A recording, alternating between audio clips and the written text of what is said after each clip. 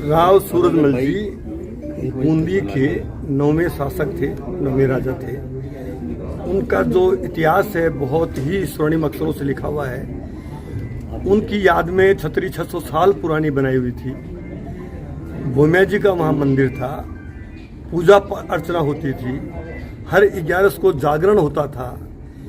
ये सारी बातें थी, यानी विरासत, हेरिटेज प्रॉपर्टी होना और धार्मिक महत्व होना।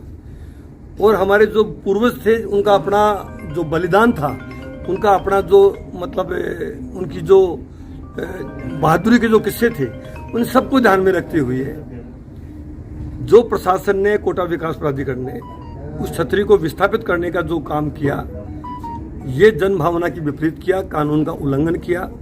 बाइलॉज जो बने हुए हैं, हेरिटेज प्रॉपर्टी शिफ्टिंग के जो बाइलॉज हैं, विस्थापित के बाइलॉज है, उनका वायलेशन किया। यूनेस्को टीम परसों आके गई है। यूनेस्को टीम ने भी मतलब इस बात को इतना गंभीरता से लिया है कि उनको भी आना पड़ा। यूनेस्को आप जानते हैं पूरी दुनिया की जो हेरिटेज प्रॉपर्टी है उनके रखरखाव का और उनका ध्यान रखने का काम यूनेस्को करती है। तो यूनेस्को जब आ जाती है तो कोई बाकी नहीं रह जाता है। तो हमने अभी जिला कलेक्टर बूंदी से भी बात की।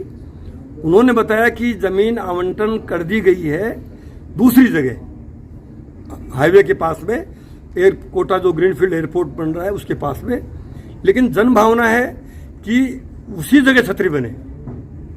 तो ये उनको विचार करना चाहिए, एयरपोर्ट अथॉरिटी को भी, कोटा विकास प्राधिकरण को भी, जो भी राज्य सरकार को। और मैं खास तौर पे माननीय मुख्यमंत्री जी से निवेदन करूंगा कि विषय की गंभीरता को लेते हुए छतरी को वहीं बनाया जाए और राव सूरजमल जी के नाम अमर रहे, याद करें। ये जनभावना है कि कोटा ग्रीनफील्ड एयरपोर्ट का नाम भी उनके नाम से बनाया जाए। दिल्ली एयरपोर्ट में भी मदरसा या मजार का जिक्र किया था जब बूंदी में प्रदर्शन किया था राजपूत समाज ने, तो क्या वहाँ पे फिर मजार बनी हुई है, उसको नहीं तोड़ा गया? ठीक, मैं क्या कर रहा हूँ, कोई भी धार्मिक स्थल को शिफ्ट करना का एक प्रक्रिया है। वो चाहे मंदिर हो, चाहे मस्जिद हो, गुरुद्वारा हो, और हेरिटेज प्रॉपर्टी का तो अपना विशेष अलग महत्व है। तो शिफ्ट करना सरकारों की जिम्मेदारियां हैं। मतलब जो विकास में कहीं ऐसी बात आती है तो उसकी जन भावनाओं का भी ध्यान में रखें और नियम कायदे का भी ध्यान में रखें। ऐतिहासिक धरोहर का इस तरीके से हटाना, इसकी निंदा पूरा देश कर रहा है, पूरे क्षत्रिय समाज कर रहा है, सारे वर्ग कर रहा है।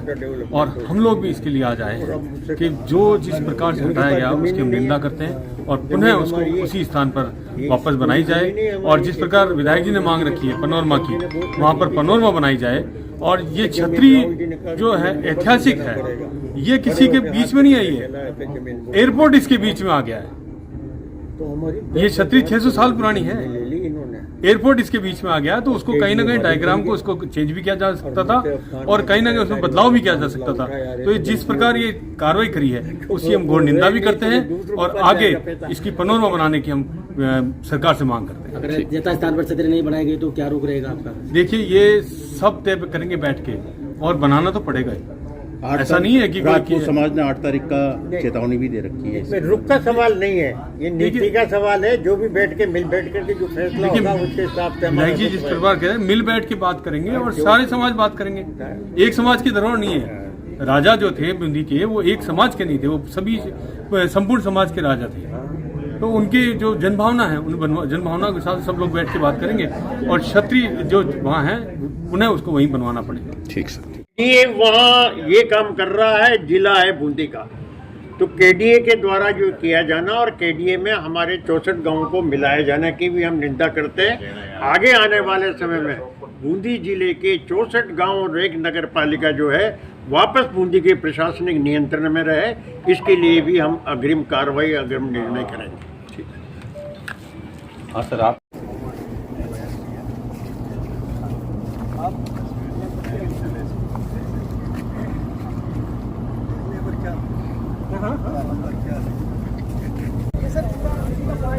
ये भी पार्ट हाँ, ये इसी में चलेगी सर। ये जगह 2 साल पहले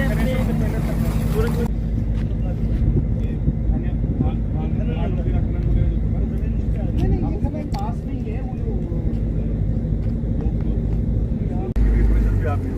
तो आप तो पहले हाँ मैं पहले सरकार के, मैं जब बूंदी के कलेक्टर अपने मेरे बात भी अपनी मेरा ये था यार, आप जो है समझदार आदमी होते ये इशू। हाँ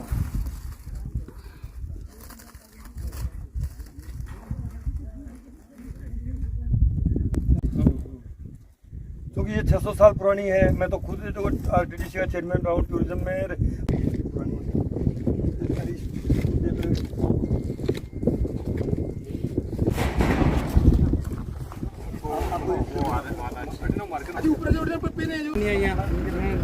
यहाँ तो जीते उनके लड़के हैं, अरे मुझे नहीं आया, उनके लड़के हैं।